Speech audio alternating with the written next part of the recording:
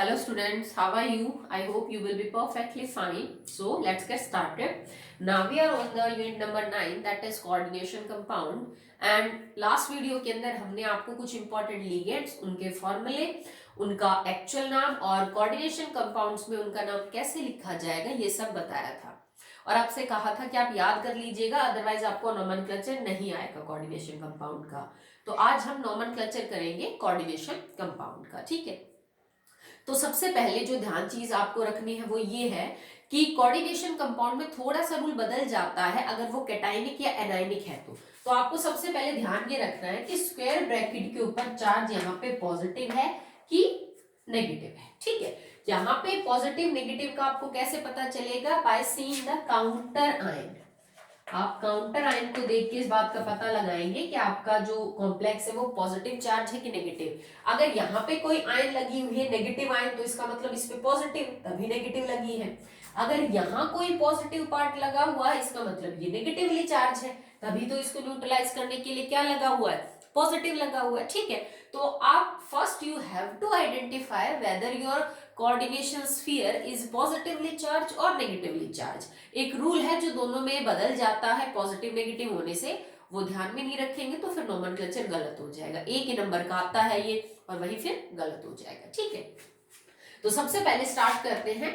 अगर आपका जो स्फीयर है वो पॉजिटिवली चार्ज हो, coordination sphere is positively charge, तो रूल्स क्या होंगे? तो इसमें कुछ तो कॉमन रूल है जो आपको हमेशा याद रखने पड़ेंगे। जैसे अगर आपका लिगेंड एक से ज्यादा बार आ रहा है तो आप उस नंबर को इंडिकेट करने के लिए जैसे by, try, tetra, penta, hexa इस तरह से नाम लिखेंगे। जैसे कोई चीज 5 बार आ गई तो पेंटा लगा दिया, 6 बार आ गई तो हेक्सा लगा दिया। हेक्सा लिख रहे हो और उसके बाद जो लिगेंड है उसके नाम में भी ए आ रहा है। जैसे मान लीजिए मुझे 6 वाटर लिखने हैं तो मैं इसको लिखूंगी हेक्सा, और फिर एक्वा का ए भी आप लिखेंगे। ये नहीं मैडम 2 ए साथ आ गए तो एक को हटा दो ना, आपको हेक्सा का ए भी लिखना पड़ेगा और आगे अगर कोई लिगेंड है उसके नाम में भी ए है तो वो भी आप लिखेंगे, ठीक है। नंबर शो कर दीजिए अगर लिगेंड एक से ज्यादा है तो। अगर more than one type ligand मौजूद है, जैसे एक आपके पास वाटर है 2, फिर अमोनिया आ गए 4, तो जब 2 अलग अलग टाइप के लिगेंड हो तो वो पहले लिखा जाएगा नाम में, जो अल्फाबेटिक ऑर्डर में क्या आता है बेटा? पहले।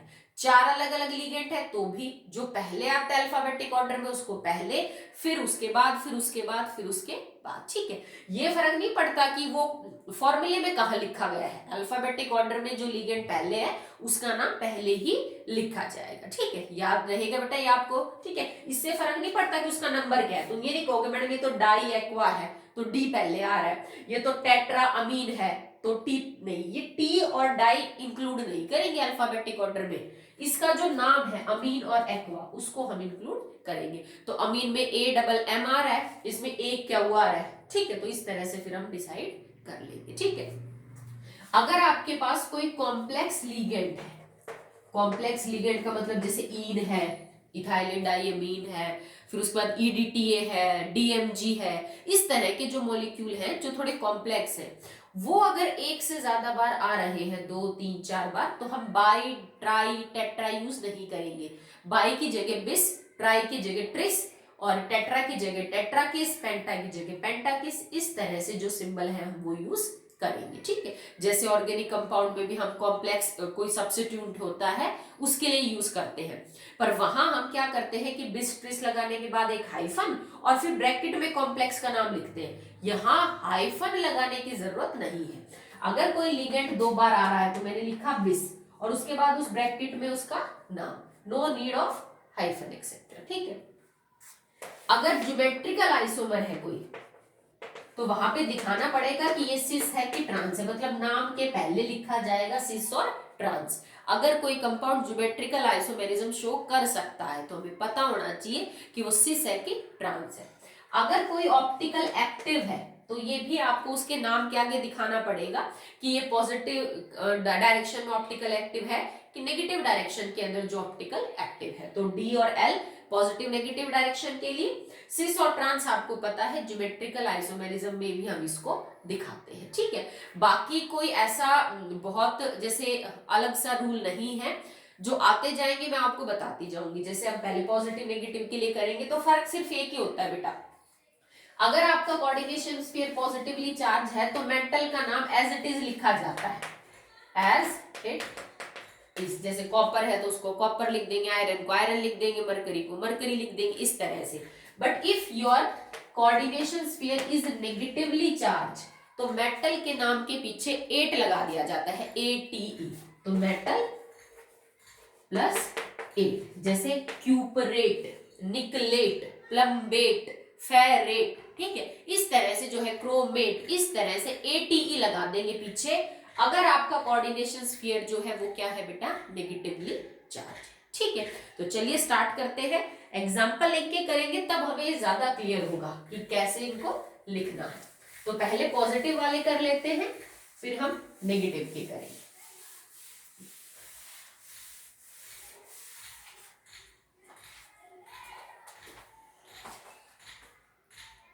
चलिए स्टार्ट करते हैं बेटा। For example chromium H2O4 NH3 twice and Cl3, इस तरह का कोई कोऑर्डिनेशन कंपाउंड आपको दिया गया।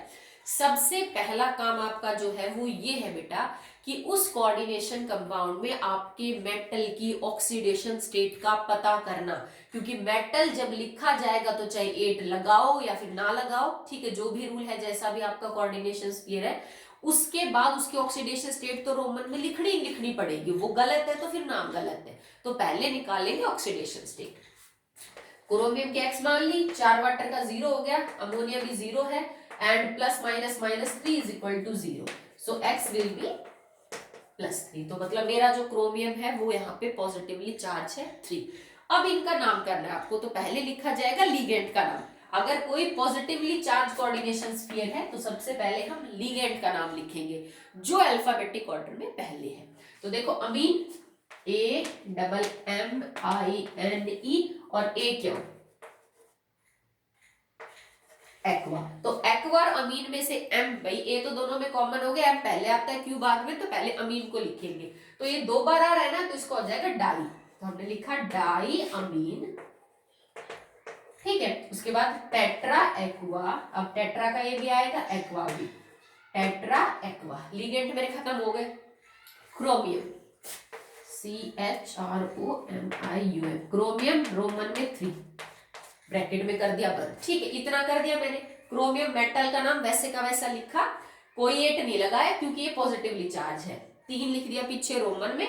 अब मेरे को इसको लिखने की बारी है, इसको लिखा मैंने सिंपल क्लोराइड। भाई Cl नेगेटिव आयन नहीं है, हमें क्लोराइड लिखना पड़ेगा। पर एक बात ध्यान दीजिए बेटा, जो काउंटर आयन्स होते हैं उनके नंबर शो नहीं किए जाते हैं नाम में। ये 3 हो, 4 हो या 5 हो या फिर 1 ही हो, मैं लिखूंगी हर बार क्लोराइड ही, ठीक है। यहां मान लीजिए कोई पॉजिटिव हिस्सा होता, 1 होता, 2 होता, 3 होता, तो भी मैं नंबर शो नहीं करती कि 1 है, 2 है कि 3 है, मैं उसका सिर्फ नाम ही लिखती। तो यहां मैं लिखूंगी ओनली एंड ओनली क्लोराइड। अब तुम कह सकते हो कि मैडम कैसे पता चलेगा, फिर 3 है, कोई 2 कर सकता है, कोई 1। बेटा उसके लिए हमारे पास ये चीज है, अगर तुमने नाम में ये दिखा दिया कि क्रोमियम के पास 3 ऑक्सीडेशन स्टेट है, तो ये अंडरस्टूड हो जाएगा कि मैडम पीछे क्लोरीन 3 ही है। सोच के देखो कैसे, अगर मैं ये क्लोरीन 1 लगा दूं, ठीक है, मान लो कोई बच्चा इसको ऐसे लिख के आ जाए, मैं नाम दे दूं और तुमसे कहूं बेटा फॉर्मूला बनाओ, और कोई बच्चे ये बना देते हो, गलत होगा। क्यों गलत होगा भाई, इस फॉर्मूले के हिसाब से तो क्रोमियम के ऊपर +1 आना चाहिए, क्योंकि यहाँ पे तो -1 ही है ना, उधर जाएगा तो प्लस हो जाएगा, तो फिर तुम +3 कैसे दिखा रहे हो। अगर तुम्हारा क्रोमियम +3 में तो क्लोरीन 3 ही होने चाहिए, तभी जाके +3 होगा। ऐसे हम सेटिस्फाई कर सकते हैं इस फॉर्मूले को, तो no need to write 3 and all. समझ गए होंगे आई थिंक आप। चलिए नेक्स्ट,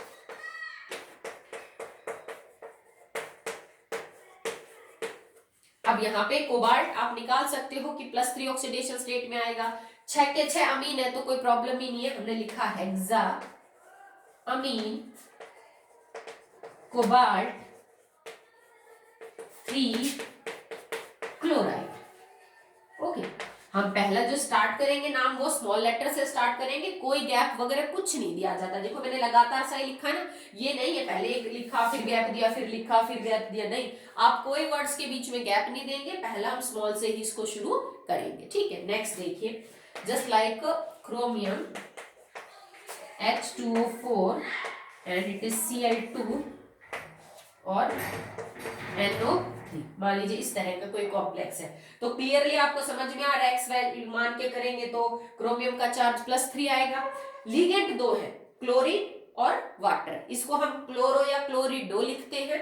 ये एक्वा है तो ए पहले आएगा, तो 4 बार है तो टेट्रा एक्वा लिख दिया। डाई क्लोरिडो, ठीक है, इतना पूरा हो गया। क्रोमियम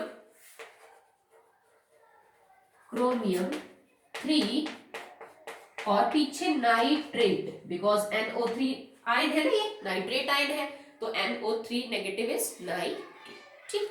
चलिए आगे देखिए, बस लिगेंड का नाम पता हो आपको कैसे लिखा जाता है, then alphabetic order, oxidation state, counter ion से तो लेना देना है ही नहीं कि वो कितने नंबर में लगा हुआ है, ठीक है। जैसे for example CO Cl2 En twice SO4, ठीक है। तो यहाँ कोबाल्ट ने 2 लिगेंड यूज कर रखे, इन दैट इज इथेन 1,2 डाइअमीन और क्लोरीन। तो देखो बेटा, इथेन 1,2 डाइअमीन एक कॉम्प्लेक्स लिगेंड है, तो इसके नाम के आगे आपको क्या लगाना पड़ेगा, दैट इज बिस, ठीक है। इसका नाम शुरू होगा इथेन, ई से, ये है क्लोरिडो सी से, तो इसको पहले लिखा जाएगा, तो हमने लिखा डाई क्लोरिडो, ठीक है। अब मैं लिखूंगी बिस, कोई हाइफन वगैरह यूज नहीं करेंगे, ब्रैकेट में कॉम्प्लेक्स का नाम इथेन 1,2 डाइअमीन। याद रखना बेटा, इथेन 1,2 डाइअमीन में सिंगल एम है, जबकि NH3 को जब हम लिखेंगे तो उसमें डबल एम आता है, ठीक है। बिस इथेन 1,2 डाइअमीन, यहां तक पूरा हो गया। कोबाल्ट की ऑक्सीडेशन स्टेट क्या हो जाएगी बेटा, 2 और 2 4, तो मैंने लिखा ब्रैकेट में 4 और पीछे है sulphate, no gap should be there, इसको आप लगातार लिखेंगे, बिल्कुल कोई गैप वगैरह नहीं छोड़ा जाएगा, ठीक है। नेक्स्ट देखिए, CO Cl2 En twice and it is ONO और इसके ऊपर पॉजिटिव चार्ज, आई थिंक यही है, हाँ चलिए। तो देखो इसके नाम में तो कोई दिक्कत है नहीं, जैसे मैंने ऊपर समझा दिया, इन 2 बार आ रहे तो बिस लगा देंगे क्लोरीन, पर ये वाला जो लिगेंड है इसको क्या लिखेंगे, अगर यहाँ पे ये NO2 लिख देते तो मैं इसको नाइट्रो मानती, बॉन्डिंग इज थ्रू नाइट्रोजन, पर इन्होंने तो ONO लिखा है तो बॉन्डिंग इज थ्रू ऑक्सीजन, तो मेरे को यहाँ पे नाइट्रेटो लिखना पड़ेगा, ठीक है। तो इसका नाम क्या हो जाएगा, ऑक्सीडेशन स्टेट होगी बेटा इसकी यहाँ पे +3, बिकॉज -1 -2 +3, तो इसका नाम हो जाएगा डाई क्लोरिडो बिस इथेन 1,2 डाई अमीन नाइट्रिटो कोबाल्ट 3 और पीछे आयन लगाएंगे, क्योंकि यहाँ पे इसने पीछे कोई भी काउंटर आयन नहीं लगाए, इस पॉजिटिव चार्ज को जो है वो बैलेंस करने के लिए, तो हम पीछे क्या लगा देंगे बेटा, that is ion. I hope that will be clear to you. अगर यहाँ पे यू का यू चार्ज छोड़ रखा है नेगेटिव पॉजिटिव, तो पीछे आप क्या लगा देंगे, आयन। इस पॉजिटिव चार्ज को भी आप आइडेंटिफाई कर सकते हो कि ये कितना है मैडम, मेरे को क्या पता 2 पॉजिटिव भी हो सकता था, 3 positive, again that will be understood only by the help of this, okay. आपको पता चल जाएगा कि यहाँ पे जो 3 है, 1 सेकेंड, सॉरी, इसके ऊपर तो पॉजिटिव चार्ज है ना, तो इसका अगर आपको x मान के निकालना पड़ेगा, that will be x -2 -1 that is equal to +1, ठीक है। तो x will be +1 -3, so x will be 1 second, sorry, +4, according to आपका 3 नहीं 4 आएगा बेटा, सॉरी, ठीक है। जो ऑक्सीडेशन स्टेट है वो यहाँ पे कितनी हो जाएगी, इसकी 4 हो जाएगी, ठीक है, according to this formula that is given to you.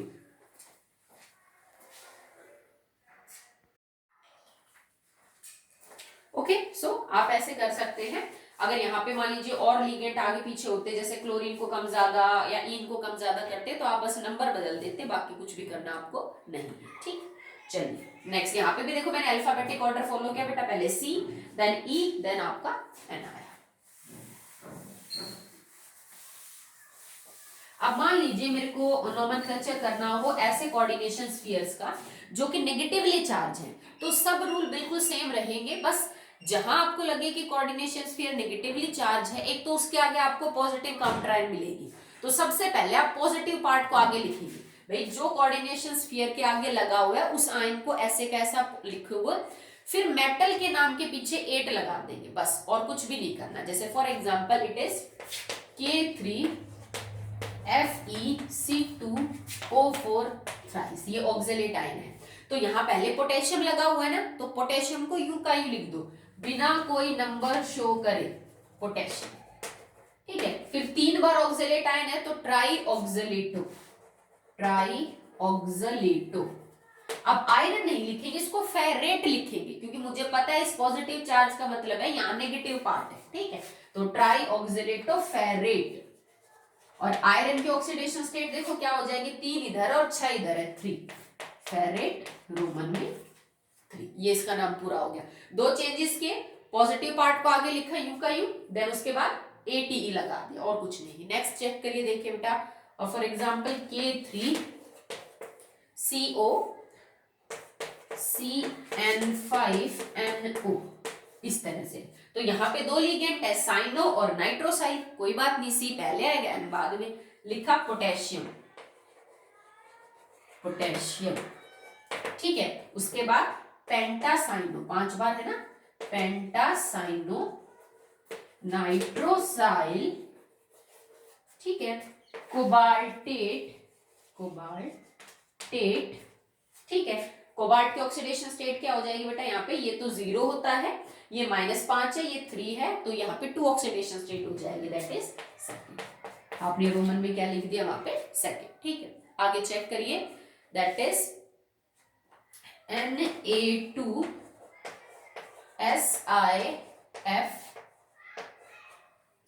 ठीक है, तो देखो यहाँ पे सिलिकॉन है, यहाँ पे जो मेटल ना सही आप कह सकते हो मेटलॉइड की कैटेगरी में है, तो सबसे पहले मैंने लिखा सोडियम, सोडियम। ठीक है, उसके बाद 6 फ्लोरीन है तो हेक्साफ्लोरिडो, हेक्साफ्लोरिडो। कंटिन्यू रहेगा सिलिकेट, सिलिकॉन की जगह सिलिकेट, और सिलिकॉन के ऊपर चार्ज कितना हो जाएगा बेटा, 4, सिलिकॉन, दैट विल बी 4। तो इस तरह से आप इसका नाम लिखिए। ओके, थोड़ा सा ध्यान रख लेना चार्ज कैसा है, बाकी नहीं तो जिसमें 8 लगना था उसमें नहीं लगाया, जिसमें लग रहा था उसमें कर दिया इधर उधर, तो फिर सारा गलत हो जाएगा, फिर उसके कोई नंबर नहीं मिलेंगे बेटा। अगला चेक करिए, दैट इज ये तो सेम ही है, आप कर लेंगे, K4NiCN4। ठीक है, तो मैंने लिखा पोटेशियम। ठीक है, 4 बार साइनो है तो टेट्रासाइनो निकलेट, निकलेट। पर निकल की जो ऑक्सीडेशन स्टेट है बेटा वो यहाँ पे 0 होगी, -4 + 4 0, तो हम ब्रैकेट में लिख देंगे दैट इज 0। ठीक है, तो इसी तरह से बहुत सारे एग्जाम्पल है जिनको आप कर सकते हो। आपको कहीं भी कोई भी डाउट लगे तो बुक में बहुत सारे सॉल्व्ड और अनसॉल्व्ड एग्जाम्पल दे रखे हैं, आप प्रैक्टिस करिए, जितना ज्यादा प्रैक्टिस करेंगे उतना ज्यादा रूल्स आपको क्लियर होंगे। मैं सारे बोर्ड पे नहीं करवा सकती, तो जितना आप प्रैक्टिस करेंगे आपको नोमेनक्लेचर, लिगेंड्स का नाम, कहाँ कौन सा रूल लग रहा है, वो सारी चीजें जो है आपको समझ में आएंगी। जैसे काफी सारे हो चुके हैं, अदरवाइज जैसे किसी में डेक्स्ट्रो लगा रखा है, जैसे इसमें नाम में लिख दिया डेक्स्ट्रो, तो हमें छोटा डी करके वहां पे शो करना है। क्वेश्चन उल्टा करके भी पूछ सकते हैं कि वो आपको लिख के देंगे नामा यूपीएससी और कहेंगे बेटा इस कंपाउंड का फॉर्मूला बताओ। दोनों तरह से क्वेश्चन बनता है, या फिर फॉर्मूला लिख के आपसे क्या पता करवा सकते हैं, नाम पता करवा सकते हैं। अगर फॉर्मूला नाम लिखा हुआ है तो फॉर्मूला बनाते वक्त बस काउंटर आयन का नंबर आपको समझ आना चाहिए, मेटल की ऑक्सीडेशन स्टेट को चेक करते। ठीक है, आई होप आपको समझ आ गया होगा। अभी भी अगर कोई डाउट्स हैं तो आप मेरे से कभी भी पूछ सकते हो। अभी आधा पार्ट किया हमने नोमेनक्लेचर का, थोड़े सिंपल है वही किए हैं, मुश्किल वाले अभी नहीं किए हैं तो उनको हम अगले वीडियो में करेंगे। ओके बेटा।